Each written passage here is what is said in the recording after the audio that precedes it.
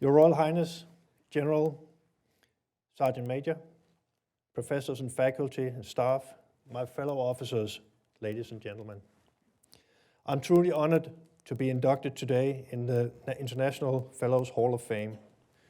It is a privilege indeed for me to stand here in front of you all, and I am humbled by the fact that I know that all of you represent the best of your countries and of your parent services.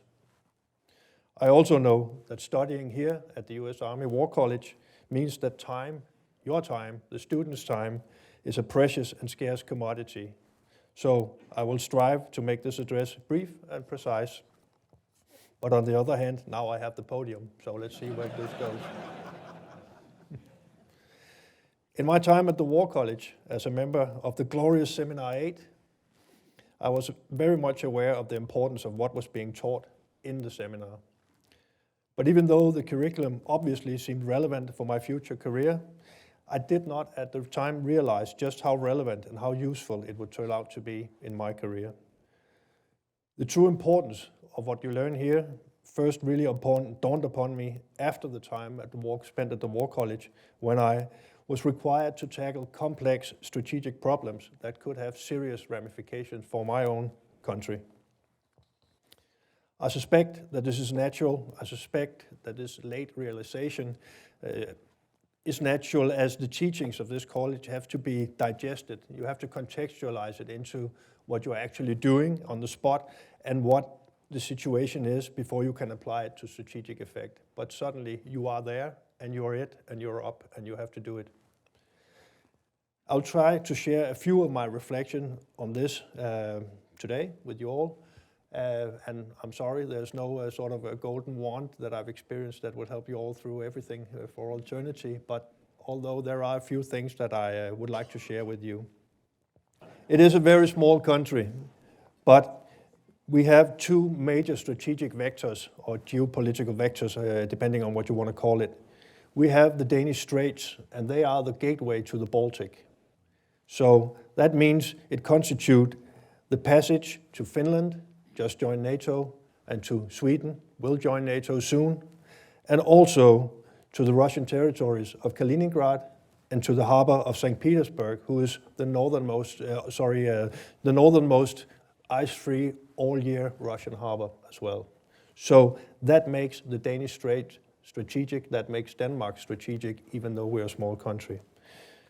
Obviously, the other vector is the Arctic, and I tended to pull Greenland forward every time I spoke in my seminar, because we're a very small country, and there's Greenland, and then we're suddenly among the 10 greatest in the world, but it's a lot of ice and snow.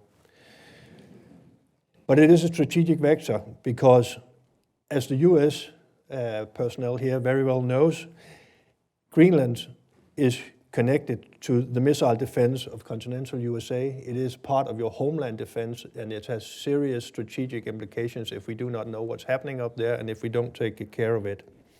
At the same time, the ice is receding, so new shipping lanes are opening up, and there's a immensely growing Chinese aspirations in the region as well, and that's just to name a few of the factors of importance in that area. So with these two areas or vectors, Denmark is not that small at all, and there are some serious issues to be addressed from time to time. That's my context. I left the War College in 2015 to start my journey as a senior officer. And since then, and I know you discussed this, you had all experienced it, the global strategic environment has changed radically. The rule-based world order is under pressure. It must be defended. Russia has invaded Ukraine. Now there's fighting as Israel has been attacked as well. And even in our neck of the woods in the Baltic, civilian seabed infrastructure have been sabotaged from time to time, which is quite new and of course below the threshold of war, but a serious both crime, but also where you could argue an aggression. All of these things seems to happen at the same time, above and below the threshold of war, and it happens in all domains. And happening so close together in time, these events continually creates fleeting windows of strategic opportunity for friend and foe alike. And this is sort of my experience since I became a senior officer after this. That's what I've been living in my small country.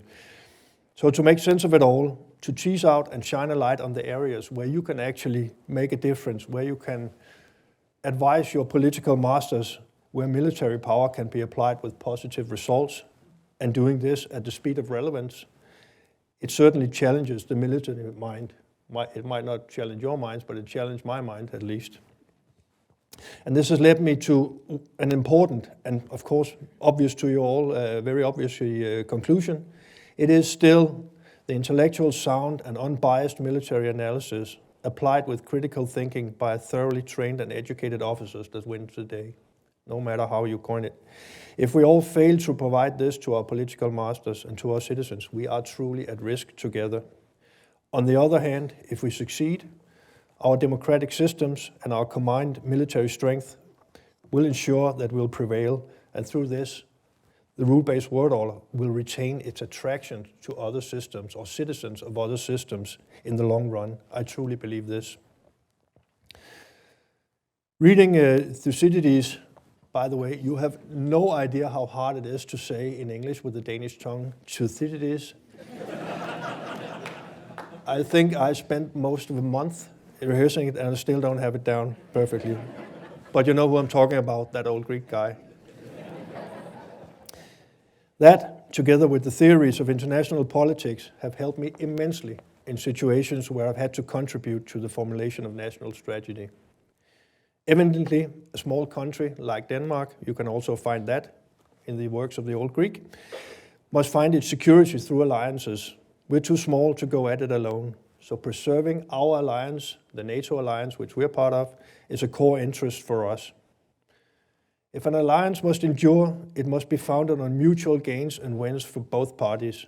Otherwise, the smaller party in the end will have no value to the bigger one.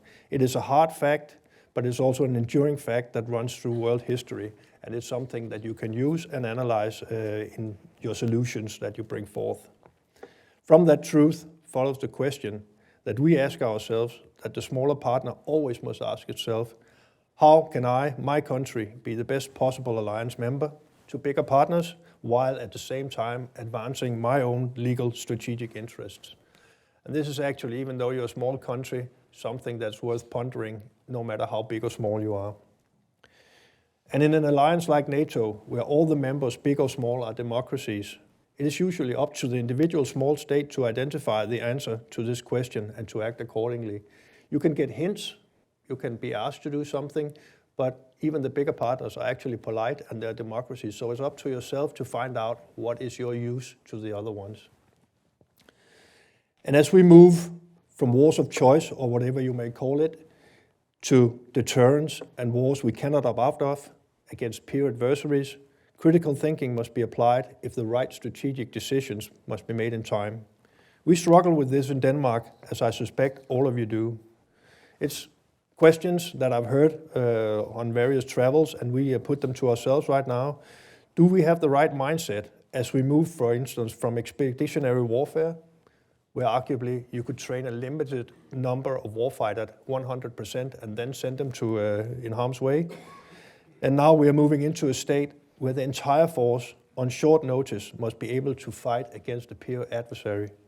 Are we ready for this? I know the Danish system, it takes a lot of pushing and shoving to get us into that mindset, to get us out of the cycle where a battalion is trained for a few years, go to Afghanistan, go to Iraq, come back, and then it all starts forward, starts all over again. So this is something that we are working on. Another question, can we as a country defend ourselves alone below NATO's Article 5, as we are required of us, until the force of the alliance can be brought to bear? And how should this force be balanced if you have several jobs to do? Competition activities, homeland defense, and alliance warfare in defense of other partners who have the same right to ask for your help as you do. These are interesting questions, and they must be answered and acted upon with a certain urgency, the way the world is running at right now. And on top of that, I'm sure, even and especially in this place, that every day you learn a lot about advancing technologies that are on the cusp of changing warfare fundamentally, such as artificial intelligence, quantum, machine learning, and they are all developing exponentially as we speak.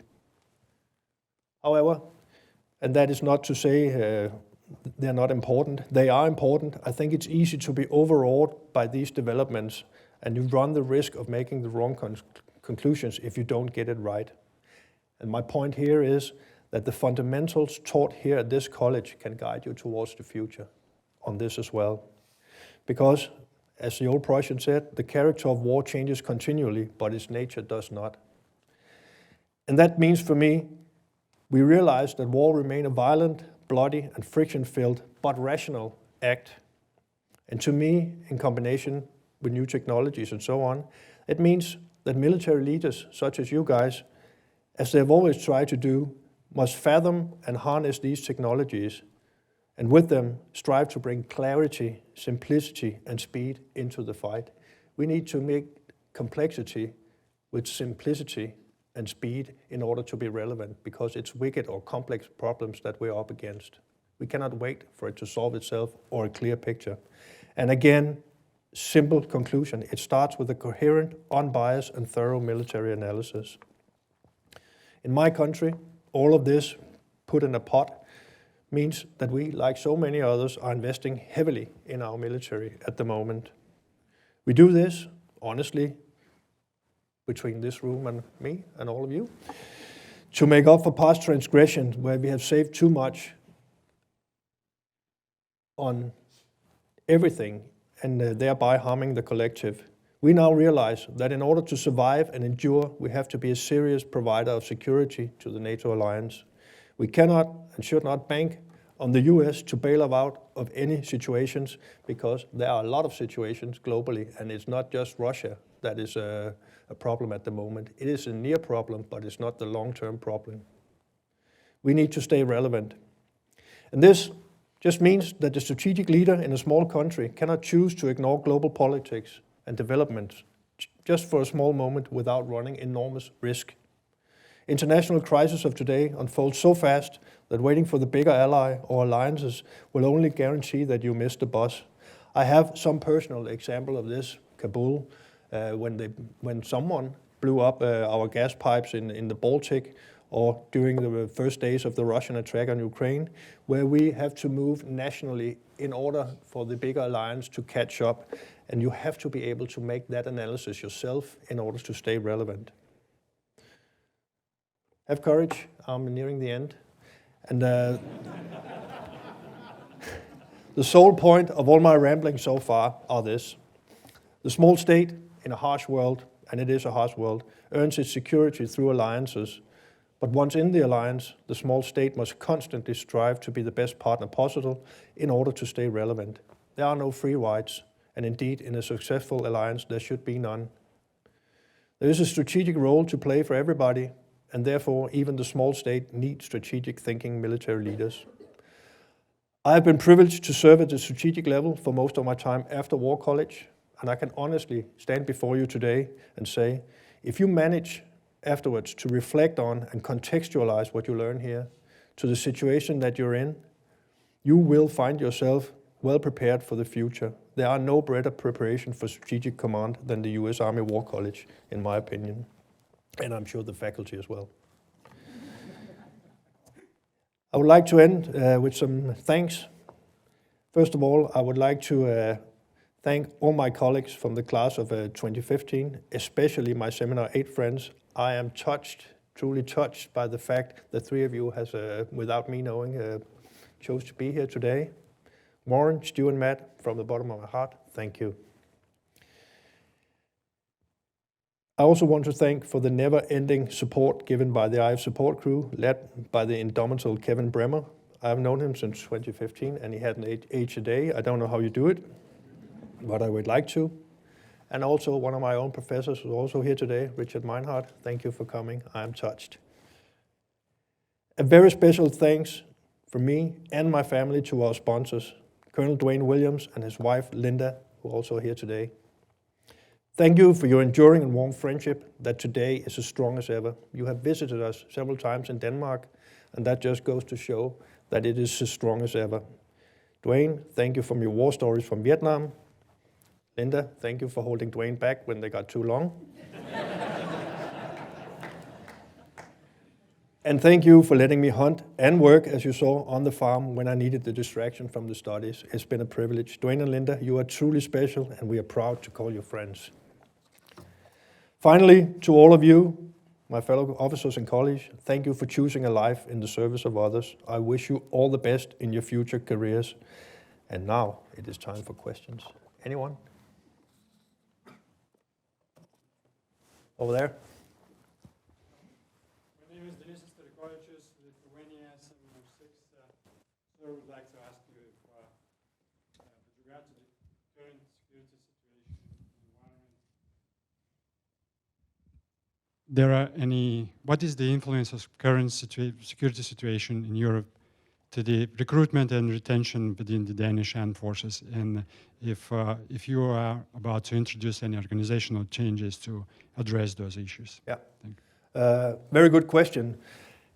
We are going through a period where recruitment is down. I know this is the same in the US, but at the same time, the war in Ukraine, I suspect that we will see numbers rising very soon because I don't know what it's like in your countries, but I can tell you in Denmark, there's a huge support for the Ukrainian cause across all levels of society, from our Prime Minister and through all layers.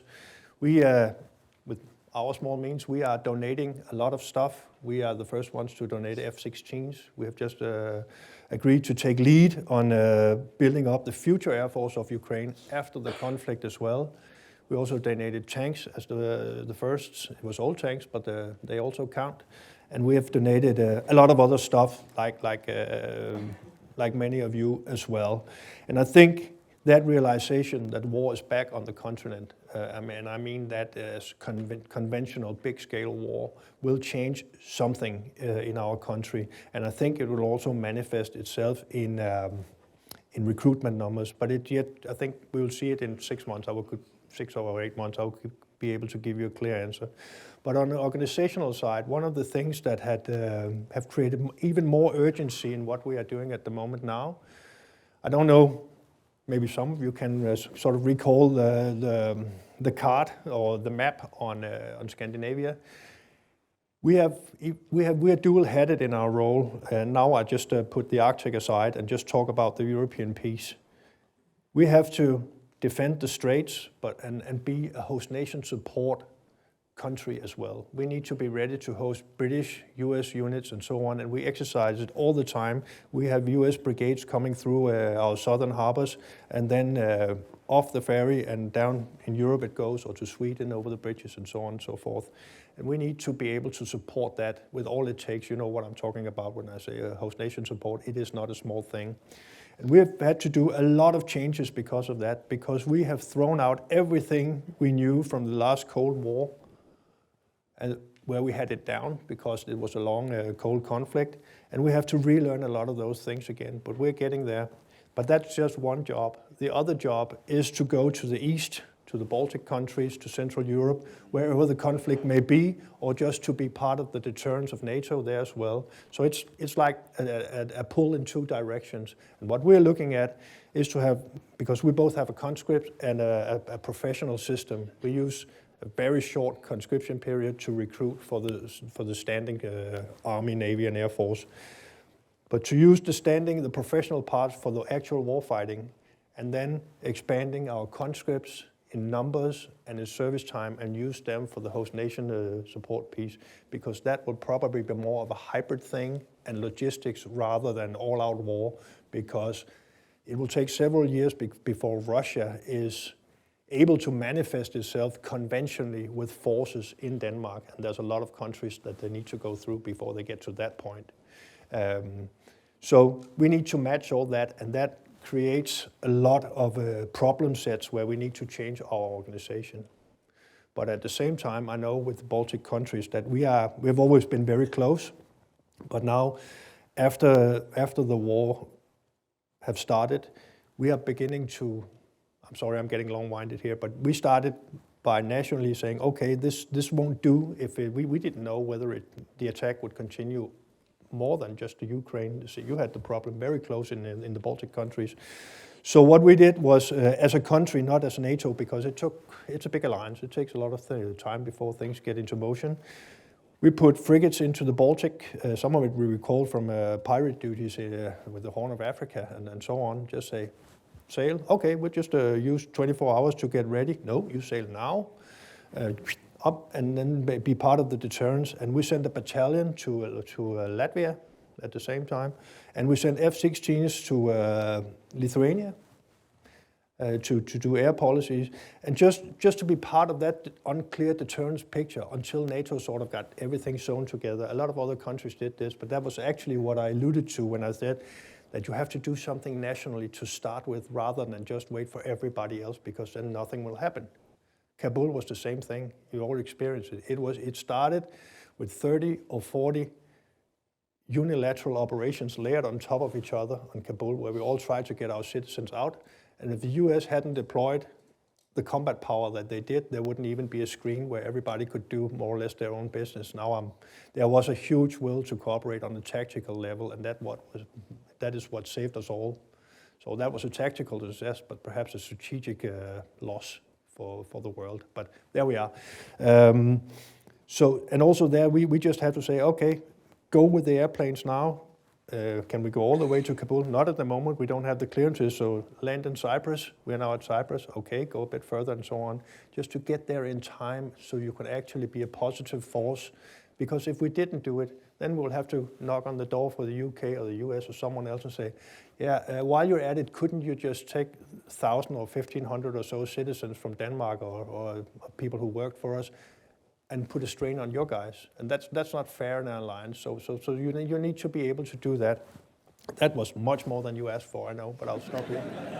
Thank you. Others? Yeah. Sir, I'm Osman from Seminar 8, sir. Yes.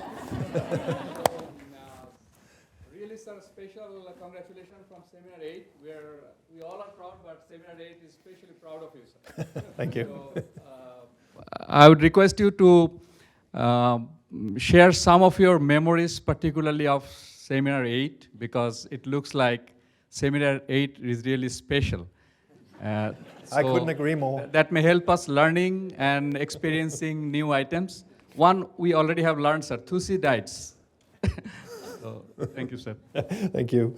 Well, as a board question, but yes, I find, and I'm sure you know perspectives, but my perspective was Seminar 8, and it was great. Because the way or the opportunity, if you remain open to get that many perspectives and to have to discuss them, and you may not agree, you don't have to agree, but to see it from, you get intellectually stronger when you get pushed. And that was something I think we were very good at, the free discussion that you sort of helped promote. Everybody had something to say, but I also feel that from time to time I have to sort of stay on my toes to keep up in various discussions, and that's good because you should be challenged all the way through.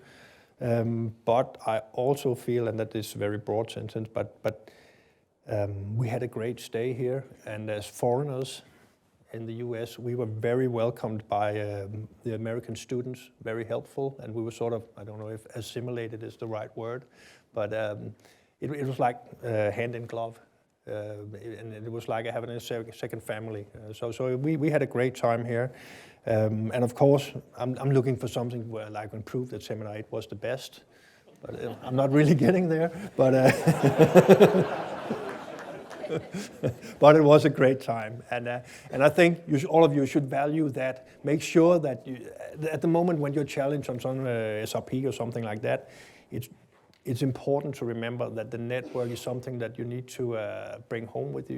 You don't have to call everybody every day. We don't do, but we do have a page where you can go in and be as a member of that and meet. And I have run into several of my colleagues from Seminar 8 from time to time, in the virtual world, but also in the real world.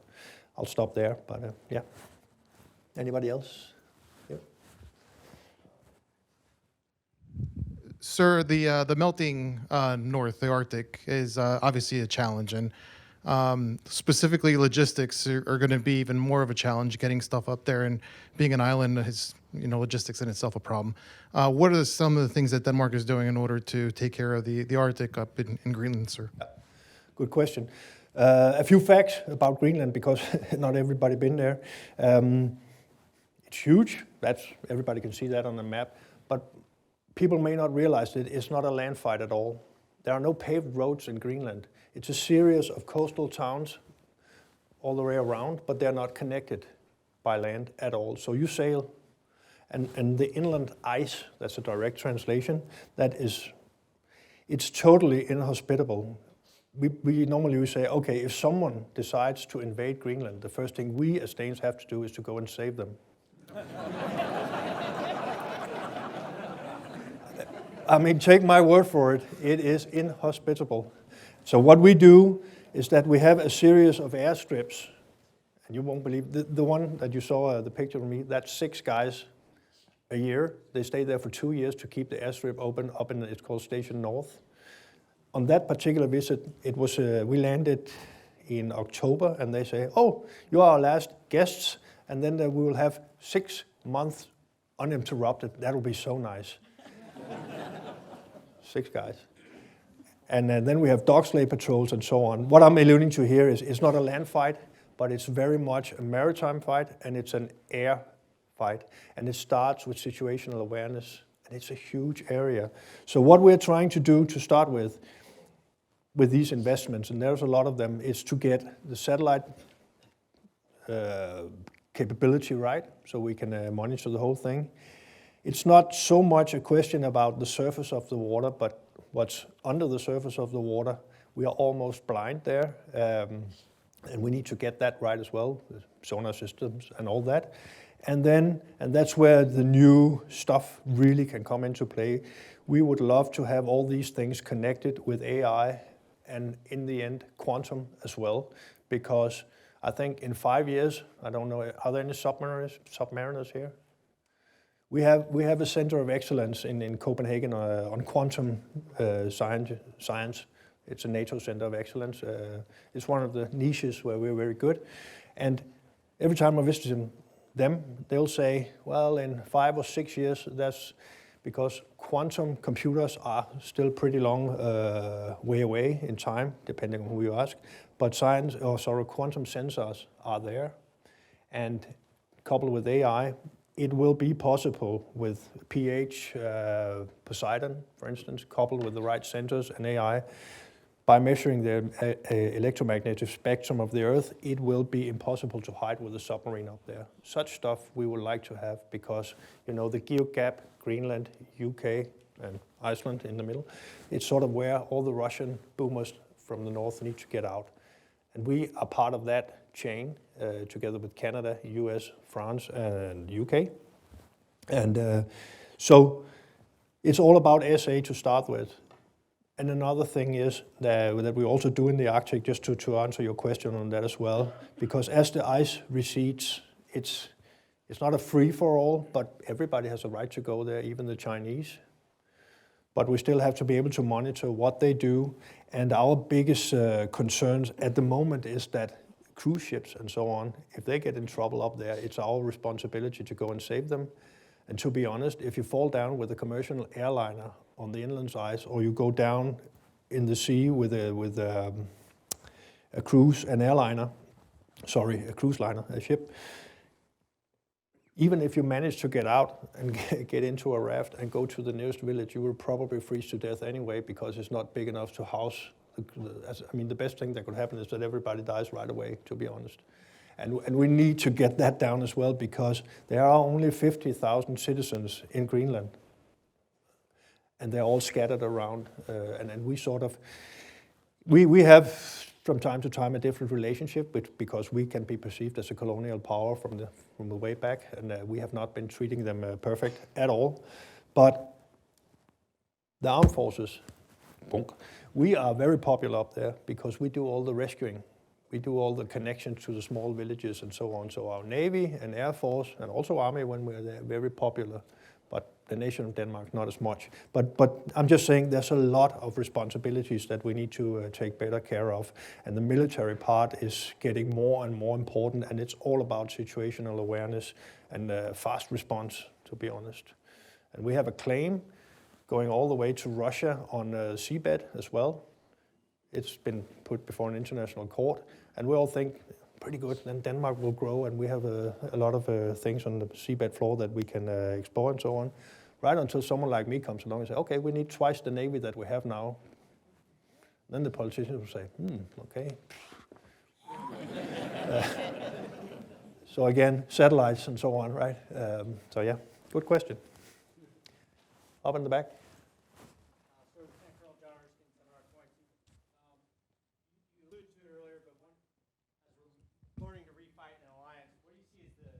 Difficult challenge to integrated fighting, and what can we as the American military do to make it better? Yeah. I'll start with ourselves, with my army, my service, my military, or whatever you call it. There to be the better partner. I alluded to some of it. I think we must stop. We must stop by being too integrated on the lower levels. That's something we've learned, because to go below battalion level is ridiculous, because the fight there moves so fast, and you have to be integrated and trained together and so on. So what you need to focus on is the levels above that, and there's no substitute for courses like this, for training together. And then we must stop fool ourselves by, okay, one day we'll all buy the same radio. No, we won't. Someday we'll all buy the same tank, preferably from the US. No, we won't. Because it is, or role specialization, you always hear that in NATO. Well, if Denmark could do strategic transport, then you could do Navy and you can do so and so. Right up until Kabul happens. And I need, even small as it is, a strategic link all the way out to pull my citizens back real quick. Or when I have to, because we have Danish shipped merchant ships, Danish flagged merchant ships, are carrying 10% of the world's container goods. That means that even the small Danish Navy, they have a role to play in the South China Sea, in the Malacca Straits, the Horn of Africa, Gulf of Guinea, and so on and so forth. But it's a national thing. So we cannot specialize ourselves, because then we will not be relevant. We need to have the full palette or gamut of things, although small, although thin, and so on. So if we stop, and that's really the first part of my answer, if we stop pretending that we will all one day be perfectly aligned and able to work seamlessly in all levels, that's the first step. And then concentrate on having our officers and systems work together, and putting a lower level on it, especially on the tactical side, because I've worked, and my first deployment to Afghanistan was as a staff officer in RC South. I worked in the intelligence shop. There was US personnel, Dutch, Canadian, a lot of Canadians as well, and various other small countries. And as soon as you're on the divisional level, it works, because there are other language skills, so you have time to sort of train and so on.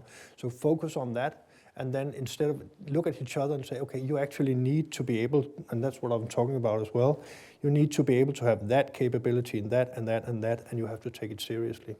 One of the things when we invest now that I always tell my people is that don't expect you get a lot of more stuff, but the time when we deployed hollow capabilities is over.